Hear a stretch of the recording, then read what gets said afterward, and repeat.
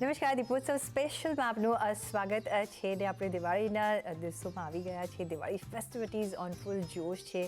માર્કેટે પણ થોડી સ્પીડ પકડી છે, પણ કઈ રીતના આપણે માર્કેટમાં હવે નેક્સ્ટ સંવતમાં કામ કરીશું, કારણ કે ઘણા બધા આપણે ચેન્જીસ જોયા છે, ઘણા બધા નવા એવન્યુઝ આવ્યા છે, જો સો કોલ્ડ ન્યૂ એવન્યુઝ, કારણ કે એવન્યુઝ હતા પણ અત્યારના એમાં ઘણા બધા આપણે માર્કેટમાં કામકાજ જોઈ રહ્યા છે. વાતચીત કરીશું આજના આપણા ગેસ્ટ સાથે. હેલિયોસ કેપિટલના દિનશો ઈરાની મારી સાથે અહીંયા સ્ટુડિયોમાં જોડાયા છે. એસ લેન્સ ઓન ઇન્વેસ્ટમેન્ટના વિક્રમ કોટક અને ASK હેજ સોલ્યુશન્સના વૈભવ સંઘવી પણ આપણી સાથે જોડાયા છે. અને ઓફકોર્સ હું છું પ્રીતિ દલાલ. ઘણું સ્વાગત છે આપ બધાનું. Very happy Diwali to you. અને હવે લાગે છે કે દિવાળી થોડી માર્કેટમાં આવી છે. લાઈક આપણને સાયકોલોજીકલી એવું લાગી રહ્યું છે કે યસ, હવે આપણે સેલિબ્રેટ થોડું કરી શકીશું. દિનશોજી, કઈ રીતના અત્યારના જે મુવમેન્ટ આપણે માર્કેટની જોઈ છે ને આખા સંવતમાં જોઈ છે, the new equity market is now the precious metals.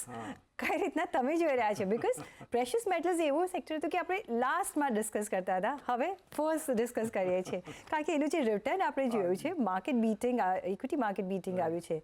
How are you seeing that? So Preetiji, actually જે ડિસ્કનેક્ટ થઈ ગયેલું છે. પહેલે શું થતું હતું કે પ્રેશિયસ મેટલ ચાલતા હતા તો આપણું ઇક્વિટી માર્કેટ નહીં ચાલતું હતું. આ ટાઈમે પહેલી વખત એવું થયેલું છે કે બે એસેટ ક્લાસીસો સાથે ચાલી રહી છે. આ લાસ્ટ ટાઈમ થયેલું હતું 70s જ્યારે US ટર્ન ફ્રોમ ગોલ્ડ ડિપોઝિટ્સથી એ ટર્ન કીધું તારે દેટ થિંગ હેપન્ડ. બટ હવે looking at it this way, અગર તમે જાઓ તો પ્રેશિયસ મેટલ્સ નોર્મલી હેજ હોય against inflation, against uncertainty, global politics ને તે બધાના, રાઈટ. ને આજની તારીખમાં જે બધું ચાલી રહેલું છે તે તો ઓબ્વિયસલી ઇટ્સ ઓબ્વિયસ કે US એવરી ડે કંઈનું કંઈ ટ્વીટ આવે નવું, ને પછી થિંગ્સ આર અનસર્ટન, તો તે એક બિગ પુશ છે. પછી બીજું ટેરિફ વોર્સો જે ચાલી રહેલી છે તે also is very big uncertainty. પણ તે તો બી you can not explain this 50% જે રન આવ્યો, 55% આ વર્ષનું જે યર ટુ ડેટ જે રન આવેલો છે, that you still cannot explain. But our feeling is કે ઓબ્વિયસલી હંમેશા તમને ડાયવર્સિફાય રહેવું જોઈએ in all asset classes. So it's better you invest something in the precious metals also. But કોઈ દિવસ બી કોઈ બી ઇન્વેસ્ટર 100% કોઈ દિવસ પ્રેશિયસ મેટલમાં નહીં ઇન્વેસ્ટ કરો. તમે જે તેટલું ઠીક લાગે, પણ the equity I am sure over a period of time will outperform even precious. And always it will outperform, and it's a smaller gestation cycle also. Right. પણ જે વિક્રમભાઈ, જે રીતના આપણે અત્યારના માર્કેટ જોયું છે અને આપણે જે રિટર્ન વાઇઝ જોઈએ તો નિફ્ટીએ હાર્ટી કંઈ 0.5% રિટર્ન આપ્યા છે. નિફ્ટી બેંકે 0.11, 0.12 ટકા જેટલા રિટર્ન્સ આપ્યા છે. મેટલ આપણે જોઈએ એક ઓફકોર્સ સારું એવું રહ્યું છે. મિડ કેપથી પણ આપણને એટલું બધું રિટર્ન્સ નથી મળ્યા. પણ જો મોટા આપણે જો જોઈએ તો ઇક્વિટી માર્કેટ થોડુંક રેન્જ બાઉન્ડ રહ્યું છે. પણ કઈ રીતના તમે જોઈ રહ્યા છો? શું હવે એ ટ્રેન્ડ ચેન્જ થતાં તમે જોઈ રહ્યા છો? જ્યારે હજી પણ આપણે જોઈ રહ્યા છે કે હજી ટેરિફની થોડી ચિંતા છે, કઈ રીતના આગળ જશે વી ડોન્ટ નો. શું એમાં આપણને થોડુંક રાહત મળશે કે નહીં, વી ડોન્ટ નો. પણ મોટા કઈ રીતના આપણે જોઈને આગળ ચાલવું જોઈએ નેક્સ્ટ સંવત માટે? 3-4 ફેક્ટર પૃથ્વીબેન જે પોઝિટિવ છે માર્કેટ માટે, પહેલા હું એને ટોક કરીશ. એક તો ઇન્ટરેસ્ટ રેટ સિનારીઓ ઘણો બેનાઇન છે. ઇન્ફ્લેશન આઉટલુક સારું છે. આરબીઆઈ ક્રેડિબલ જોબ કર્યું છે ઇન્ફ્લેશનને ઇન્ટરેસ્ટ રેટ મેનેજ કરવા માટે. ગવર્મેન્ટે GST નો પહેલો કટ આપ્યો અને એમણે કીધું છે હજી ઘણા બધા બૂસ્ટર્સ માર્કેટને મળ્યા કરશે ઓર ઇકોનોમીને મળ્યા કરશે. I hope that continues. That will be very positive. અને સૌથી મોટું પોઝિટિવ છે જે ઇન્ડિયા માટે અત્યારે કે 1.5 વર્ષનું અંડર પરફોર્મન્સ છે. છેલ્લા 1.5 વર્ષથી મિડ કેપ ઝીરો રિટર્ન પર છે. તમે ઇન્ડેક્સમાં હેવી વેઇટ બેચા કાઢી નાખો તો overall mid cap basket is not doing well. 1000 stock જે હું ટ્રેક કરું છું BSEના, એના પર 73% stock are at 2-year low. So data is very towards the consolidation. માર્કેટે ટાઈમ કન્સોલિડેશન આપ્યું છે, પ્રાઇસ કન્સોલિડેશન આપ્યું છે. અને હવે છે કે પોઝિટિવ્સ થોડા વધી રહ્યા છે પહેલા કરતા. હવે નેગેટિવ સાઇડ જે વધારે વરીસમ છે મારા હિસાબે, સૌથી મોટું રિસ્ક જે આપણે જોઈ રહ્યા છે તે કરન્સીનું રિસ્ક છે. કારણ કે ઇન્ડિયાનું dependence on the foreign remittance છે કે IT એક્સપોર્ટ છે કે સર્વિસ એક્સપોર્ટ છે, અને as well as FIF flow છે ઓલ્સો વેરી હાઈ. અને સામે ક્રૂડનું આપણું ઓઇલનું ઇમ્પોર્ટ છે. લકીલી ક્રૂડ અત્યારે ડાઉન છે. તો that is the one area which you two worry out. Second, job creation અને સ્લોડાઉન જે છે ઇકોનોમીમાં, એને કેવી રીતે રિવાઇવ કરવું એ ગવર્મેન્ટે અને પ્રાઇવેટ સેક્ટરે જોવું પડશે. પ્રાઇવેટ સેક્ટર ઇન્વેસ્ટમેન્ટ છેલ્લા 5 વર્ષથી ડલ છે. હું બધી બેલેન્સ શીટ જોઉં છું, 200-300 કંપનીઓની ટોપ, બધા ડેટ ફ્રી છે. તો એ જે રિસ્ક ટેકિંગ કેપેબિલિટી આપણે કહીએ, જે રિસ્ક લેવું જોઈએ, એ હજી પ્રાઇવેટ સેક્ટર લેતું નથી, કારણ કે they are it's a chicken and egg, કે પહેલા ડિમાન્ડ આવે કે પહેલા કેપેસિટી આવે. તો I think this is how I am seeing a very balance kind of situation. સૌથી બેસ્ટ અત્યારે એ છે કે 1.5 વર્ષમાં કઈ રિટર્ન નથી, એટલે market are light, market are on low base. So definitely there are good chances that equity will do much better than all other asset classes in next 1 year.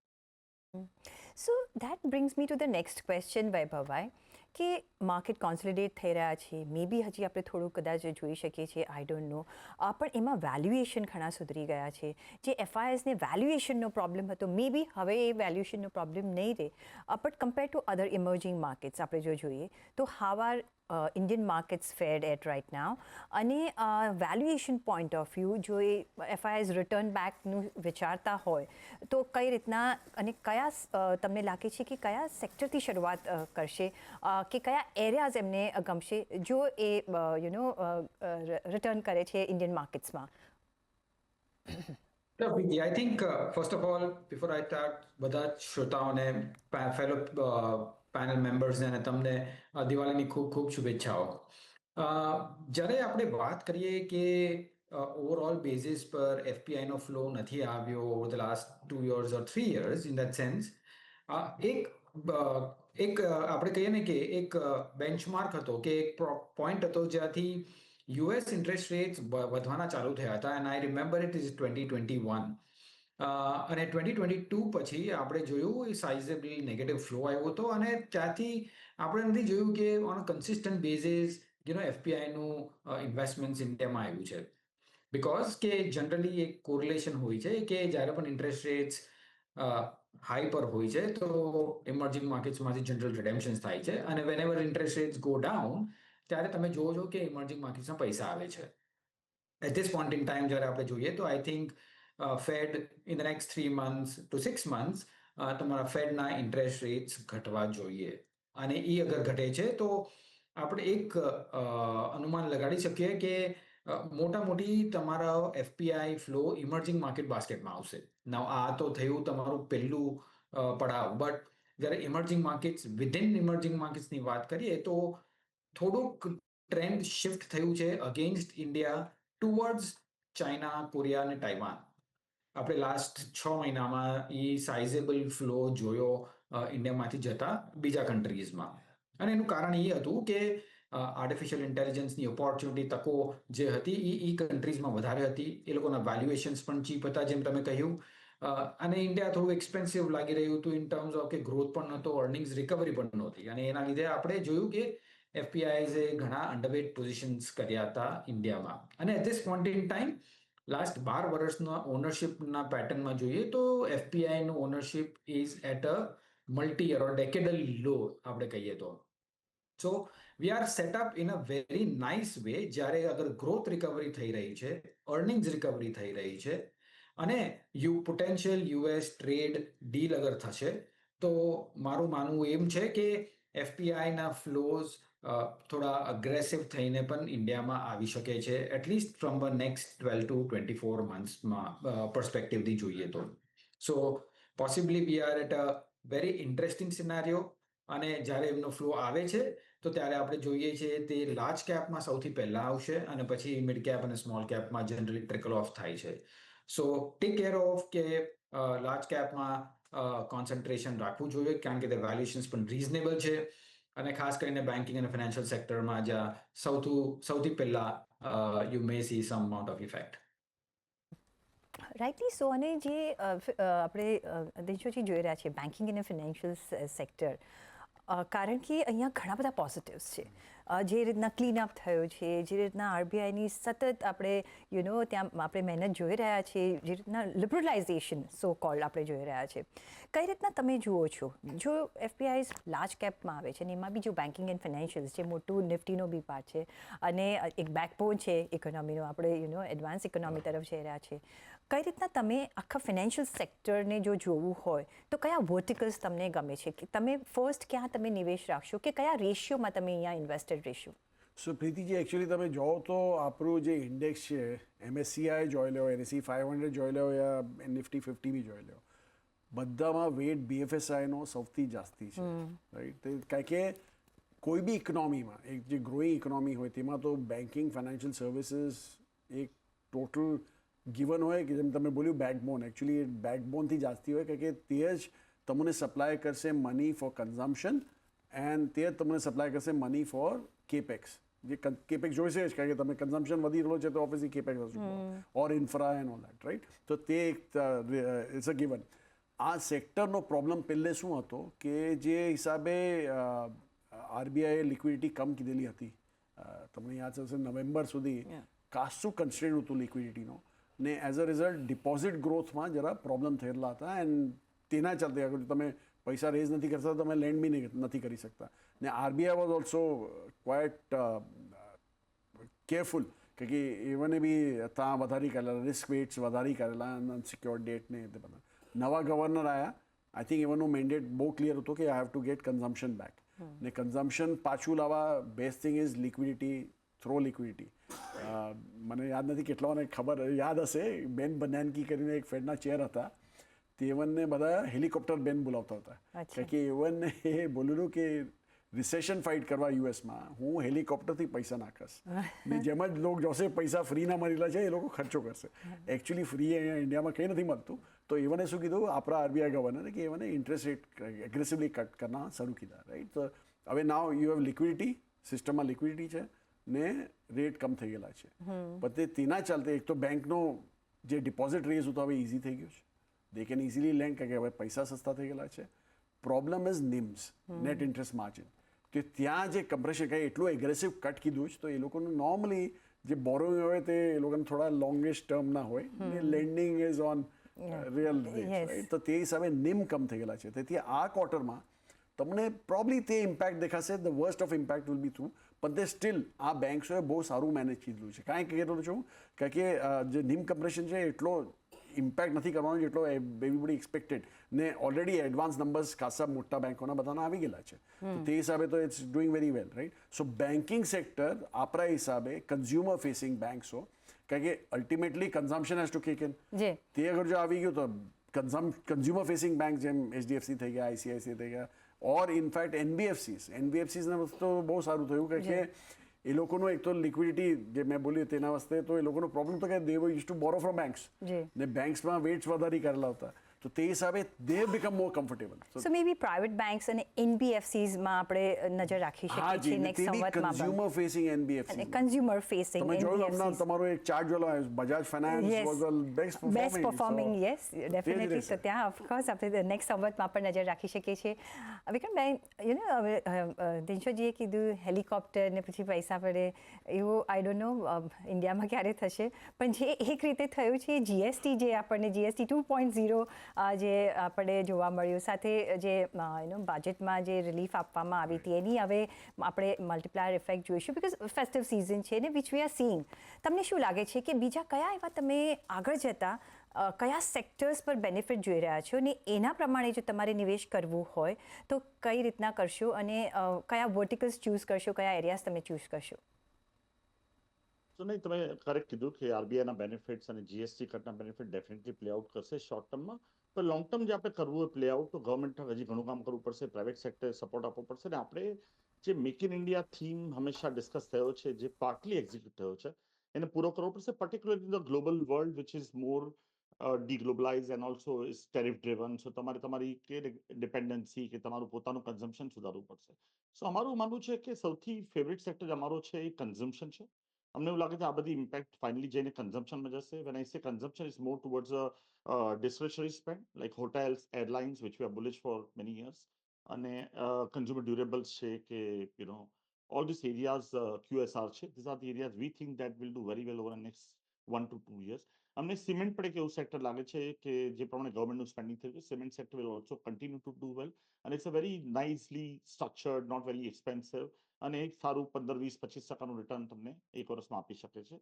અને થર્ડ સેક્ટર જે થોડુંક unique છે મારા હિસાબે, જે chemical industry છે, જે છેલ્લા 5-6 વર્ષથી કન્સોલિડેટ થઈ રહી છે, અને મને એમાં લાગે છે કે અમુક કેમિકલ જે સ્પેશિયાલિટી છે કે અમુક કેમિકલ કમોડિટીઝ છે, એમાં જે ઇનવર્ડ લુકિંગ કેમિકલ સેક્ટર છે, વિચ ઇઝ લાઈક જેમાં આપણે ઇમ્પોર્ટ સબસ્ટિટ્યુટ, જેમાં આપણે ઇમ્પોર્ટ કરીએ છીએ, એ બધા જે કેમિકલ ડેરિવેટિવ્સ છે કે જે પ્રોડક્ટ્સ છે એમાં મને લાગે છે એક સારી રેલી આવતા 2 વર્ષમાં આવી છે. તો અમને લાગે છે કેમિકલ કન્ઝમ્પશન અને cement will be the 3 outliers. અને અમને લાગે છે કે IT pharma will underperform for year last year also I said it will continue to be underperformed because not only because of tariff but also because of the automation AI in particular in the case of IT and pharma also we think is a well priced and a growth એટલો બધો નહીં આવે. તો yes consumption છે અહીંયા તમે ધ્યાન રાખી શકો છો ઓફકોર્સ કેમિકલ્સ છે ત્યાં તમે ધ્યાન રાખી શકો છો તો બધા ઓલ સીઝ અને ઓફકોર્સ સીએનબીસી બજાર પર તો તમે ધ્યાન રાખી શકો છો બિકોઝ આ બધી જ ઇન્ફોર્મેશન સીએનબીસી બજાર આવશે ઓન ધ લાઇટર નોટ. પણ વૈભવભાઈ અત્યારના જે આપણે માર્કેટની જો સિચ્યુએશન હમણાં જોઈએ તો જે રિટર્ન્સ એટલા નથી આવ્યા રાઈટ આ વર્ષે આ સંવતમાં. હવે નેક્સ્ટ સંવતમાં કઈ રીતના તમે નિવેશ કરશો? જેમ વિક્રમભાઈએ કહ્યું કે ઘણા એરિયાઝ છે જે તમને સારા રિટર્ન્સ આપી શકશે, પણ આ વર્ષે આપણે જોયું કે મેટલ્સ એ હેજ કરી લીધું, મેં એક લેવરેજ આપી દીધું પોર્ટફોલિયોમાં જેને રોકાણ કર્યું હશે. તો આવતા સંવત માટે તમે કયા એરિયાઝ કે કયા સેક્ટર્સ ડેફિનેટલી તમે તમારા પોર્ટફોલિયોમાં રાખશો અને કયા એવા રિટર્ન જનરેટિંગ પોર્ટફોલિયો તમારા પોર્ટફોલિયોમાં છે, sectors rather? First of all, Preeti, I think આપણે એવા interesting situation or inflection point કહીએ તો ઉપર ઊભા છે કે અહીંયાથી માર્કેટનું return over the next 12 to 24 મંથ્સમાં I think we can say we are very optimist as compare to the last 2 years. એના ઘણા બધા રીઝન છે, right from the government support to activating the very important piece of GDP. આપણે જીડીપીમાં હંમેશા ઇન્વેસ્ટમેન્ટ્સની વાત કરતા હતા લાસ્ટ 10 વર્ષમાં. આઈ થિંક કન્ઝમ્પશન એક ઘણું અટેન્શન ડ્રો કર્યું છે at least in the last 1 year. સો જ્યારે ઇન્વેસ્ટમેન્ટ્સ અને જીડીપી બે ઇન્વેસ્ટમેન્ટ્સ અને કન્ઝમ્પશન જ્યારે બે એક સાથે અગર ઇફેક્ટમાં આવે છે તો you will be surprise from the overall growth. જ્યારે ગ્રોથ આવશે ઓફકોર્સ એ ટ્રાન્સલેટ થશે કોર્પોરેટ અર્નિંગ્સમાં અને ઇવેન્ચ્યુઅલી તમારા વેલ્યુએશન્સ તમને બેટર દેખાવા લાગશે. સો આપણે એવા પોઈન્ટ પર છે જ્યાં I think from here onwards returns from a market standpoint અહીંયાથી લાસ્ટ 2 વર્ષ કરતાં બેટર થવા જોઈએ એવું અનુમાન છે. વિથ રિસ્પેક્ટ ટુ ધી સેક્ટર્સમાં ઓફકોર્સ વિક્રમે ઘણા સેક્ટર્સની વાત કરી. કન્ઝમ્પશન એક મોટું થીમ છે, starting with consumer discretionary and over a period of time moving to consumer staples. અને સાથે સાથે અમને લાગે છે કે બેન્કિંગ અને ફાઇનાન્સ, બેન્કિંગ ખાસ કરીને આ ક્વાર્ટરમાં પ્રોબેબલી બોટમ આઉટ થઈ જવા જોઈએ, કારણ કે વી ડુ થિંક કે નેટ ઇન્ટરેસ્ટ માર્જિન્સ અહીંયા we are done with in terms of the pen. સાથે સાથે જ્યારે ક્રેડિટ ગ્રોથ આવશે, વેલ્યુએશન્સ આર લુકિંગ ગુડ. તો એક એવો સેક્ટર છે જ્યાં નેક્સ્ટ 12 to 24 મંથ્સમાં થોડી એક્ટિવિટી વધી શકે છે, અને ખાસ કરીને જ્યારે એફપીઆઈનું પાર્ટિસિપેશન આવે ત્યારે પણ. એટલે અને lastly make in India PLI scheme structural theme છે. Defence continues to be a very good theme. Gradually તમારા પોર્ટફોલિયોમાં રિટર્ન્સ દઈ રહ્યા છે. સો આ બધા જ થીમ પોર્ટફોલિયોમાં જોઈ શકાય છે. અને lastly rural facing sectors, because monsoons બહુ સારા રહ્યા છે તો ઘણું ડિસ્પોઝેબલ ઇન્કમ પણ વધી રહ્યું છે ઓન એન ઓવરઓલ બેસિસ પર, વિચ વી ડુ થિંક કે રૂરલ ફોકસ્ડ થીમ્સ પણ સારી રહેશે over the next 12 to 24 months. Vikram, jo India is the preferred market for the FIIs to return back compared to the other emerging markets. આપણા positives તમે કઈ જોઈ રહ્યા છો? ક્યાં ઇન્ડિયામાં we can take advantage on? શું સેમિકન્ડક્ટર જેવા એરિયાઝ કે ગ્રીન એનર્જી જેવા areas, because these are all evolving areas આપણે ભારતમાં જોઈ રહ્યા છીએ. મેન્યુફેક્ચરિંગ હબ આપણે પણ અહીંયા પણ એક સારી એવી કામકાજ ચાલી રહ્યું છે. ક્યાં તમે જોઈ રહ્યા છો કે ભારત એક એડવાન્ટેજ લઈ શકે? અને મારો થોડો કોન્ટ્રેરી વ્યૂ છે. મને એવું લાગે છે કે જે દેશો ઇન્ડિયામાં પૈસા નાખી શકે છે, they all develop world in terms of FII or FPI or FDI. And they are much superior to us in terms of green energy or semiconductor, in terms of the innovation side of it, the research side of it. They may come to you and say, kindly produce this part, or kindly be my back office, or kindly be my manufacturing this. But I'm not seeing still that innovation happening in India. It will take some time. We are working hard. but we are still a little behind the race when you compare the China or US or other developing world. So I still think there's some way to go. But look at EMS. Best example we got is EMS. Where EMS, we started seeing that so many local domestic companies have started outsourcing instead of setting up their own plant, and we're seeing a big boom in EMS. So I think I still think we are on the larger platform. We are still far away in terms of innovation. We are going to right now kind of do more of what world do. We have to actually move out of that, and we should move towards innovation. Absolutely. પણ જે દિનશોજી AI અને IT અને AI અને પછી data centres, આ એકદમ આપણે આ ટોપિક છે, મેટલ્સ, એઆઈ અને ડેટા સેન્ટર્સ. ભારત ક્યાં અહીંયા ઊભા રહ્યું છે, અને જે એઆઈનું આટલું મોટું ઇન્વેસ્ટમેન્ટ ગ્લોબલી જોઈ રહ્યા છે, કઈ રીતના જો એ બબલ આમથી તેમ જાય છે કે બર્સ્ટ થાય છે તો શું થઈ શકે છે? એકચ્યુઅલી તમે યુએસની રેલી જાઓ તો આખી એઆઈ બેઝ રેલી હતી. પહેલાં 6-7 જે કંપનીઓ વિચ આર રનિંગ આ પ્યોરલી એઆઈને ચાલતે, એ લોકો બધા AMD થઈ ગયું, એનવીડિયા થઈ ગયું, you name it, Intel, all these guys are up because of AI. Now ઇન્ડિયામાં પ્રોબ્લેમ શું છે કે R&D સ્પેન્ડ એટલા નહીં થયેલા હતા, તેથી એઆઈ એક બેક સીટ લીધી. We can be a service provider AI companies વસ્તે, બટ વી કાન્ટ. આપણા LLMs તે બધા હમણાં બહુ નેસેન્ટ સ્ટેજમાં છે. They have spent a lot of time there. તેથી આપણે આઈ થિંક એક બેકસીટ લેવી પડશે. ડેટા સેન્ટરની તમે જે વાત કરો તો ત્યાં બી આપણે હવે power is a big consumption factor data સેન્ટરના વાસ્તે. તો હવે that is mainly hardware and structure ને તે બધું, તેમાં કંઈ આઈટી જેવું કંઈ ઇન્વોલ્વ નથી. હવે આપણને એવું લાગે છે કે એઆઈના ચાલતે આપણી આઈટી સર્વિસીસ કંપનીઝો they will be impacted a lot. ને તેથી આપણને લાગે છે કે better to stay away from IT and એઆઈની જે બી તમને સ્ટોરીઓ સમજાય તે હમણાં વસ્તે થોડો બેક સીટ લઈને જાઓ અને પછી ડિસાઇડ કરો શું કરવાનું. So when the time comes આપણે કરીશું. યસ, પણ અત્યારના મારે ટાઈમ થઈ ગયો છે કે મારે રજા લેવી પડશે. અને ઇટ્સ ઓલવેઝ મને ઓલવેઝ એવું લાગે કે બહુ ઓછો ટાઈમ છે when I meet this panel, અને ઇટ્સ સો ઇન્ટરેસ્ટિંગ. પણ મે બી આપણે નેક્સ્ટ ટાઈમ માટે કંઈ રાખીશું so that everybody has a reason to come here. પણ ઓન ધીસ નોટ ઘણો આભાર દિનશોજી, વિક્રમજી અને વૈભવભાઈ, તમારું અમારી સાથે જોડાવા બદલ. અને once again a very happy Diwali and prosperous new year to you from all of us and from viewers of CNBC બજાર. ઘણો આભાર. નમસ્કાર. અને એ સાથે જ અહીંયા બસ આટલું જ. પણ જોડાયેલા રહેજો CNBC બજાર સાથે. નમસ્કાર.